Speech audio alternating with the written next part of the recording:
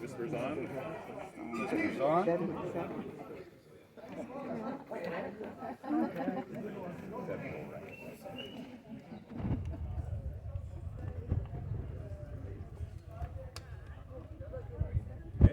Oh, you want to do the reading now? No. But the reading here. We can do wherever you want. I mean, this is as good a spot as any.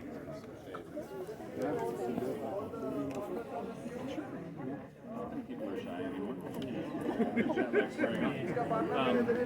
Pastor Christine has the reading. All right. Guys, we are on a mountainside that overlooks the Sea of Galilee. We are on the western shore of the Sea of Galilee. Yesterday, we were down at the plain of Tabgha. Capernaum is just a walking distance from here. So just location-wise. Capernaum, Tabgha, Jesus ministry on the western shore.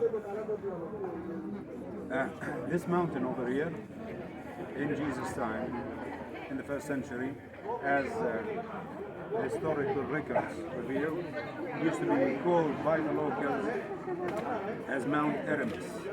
In Greek, that's a word that means solitary. So the mountain used to be called Mount Eremus as far as we know, but interestingly, when you open the Bible, when you open Matthew chapter 5, you will not find that name there. You find that Jesus took the crowd to a mountainside, sat down and began to teach.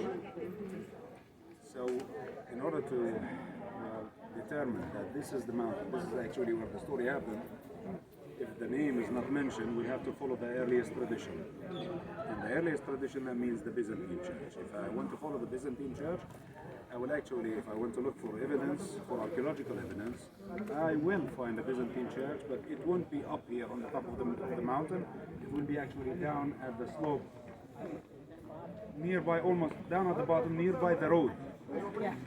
And yesterday I actually didn't point it out, but there's a small fence over there, and just inside it, a few ruins that were examined, and there was an archaeological survey that was done down there, and they found out that that used to be a Byzantine church that commemorated the Beatitudes, or Jesus' Sermon on the Mount. So how come we are standing over here? Because they actually, technical matters, they couldn't rebuild that church because of the road.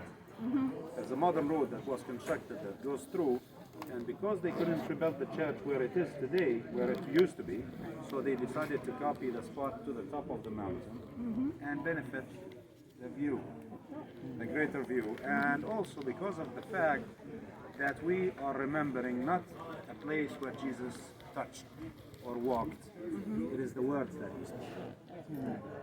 And that's why we are here on the top of this mountain. Actually, that place down there makes much more sense, because Jesus was with a large crowd. He wouldn't be dragging them to the top of the mountain to say what he said. It was a long sermon, but it makes more sense down there. And what makes it even more logical is the fact that I pointed out on the fair yesterday, I pointed out one part of the mountain that looks like a natural theater that was examined, and that seemed to be the perfect place for Jesus to sit down and teach. Was it all happening here? Was the whole collection of teaching, the Sermon on the Mountain, it's a long sermon, did it all happen over here, or it was a collection of teachings that were collected by Matthew to one sermon? We don't know, but we know that it will begin by something that we call the Beatitudes. Now, I want to emphasize about this matter. The Beatitudes is the English translation from the Greek word, but if you go to the Aramaic word, the language that Jesus spoke, he didn't use that word. He didn't use a word that exactly translated into bless. He used the word in Aramaic that says ashrecha. Ashrecha means you should envy.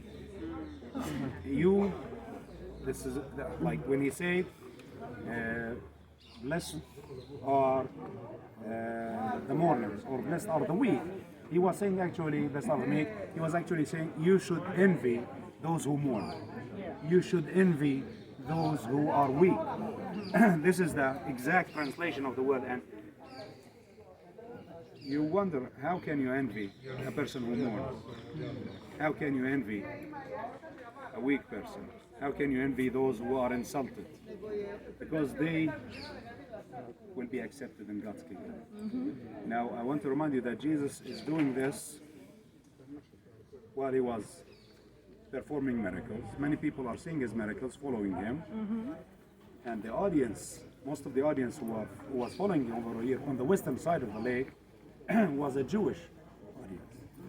Large people came in over here to see. Those Jews back in the first century, they knew something or two about how to be accepted in God's kingdom. They knew that they had to live by laws. They were supposed to live by a certain number of laws in order to be accepted in God's kingdom. Remember how many laws? 613. 613 laws when the temple was standing, included also sacrificial laws, but laws that determined everything: how to dress, how to eat, when to pray, what to pray. All of those were made for them, and if they wanted to be accepted in God's kingdom, they had to live by those laws. And suddenly this man from Galilee, the son of the carpenter, from Nazareth, the town that nobody heard of, is standing here between them and telling them, "Bless those of pure heart, for they will see God." Jesus in many ways was revolutionary in his teaching, and this is one of the reasons why many people here follow him. The church was built by Antonio Barluzzi, the one we met on Mount Transfiguration. And he built a simple church with 8 walls that commemorates the 8 Beatitudes, the 8 blessings, as we were saying at the beginning of the sermon. When you go inside, you will see those blessings written in Latin, and the ceiling of the church inside the dome is painted with gold and blue. Blue symbolizes the kingdom of God. So simply the message here, if you live by these, you will be accepted in God's kingdom. Any questions? When it says poor in spirit, what is that in Aramaic? I know what it is in Hebrew, but not in Arabic. Okay, Hebrew, but Specific one? yeah. Well, I have to double check on that. Sorry, I didn't Double check on that, yeah. on the spot.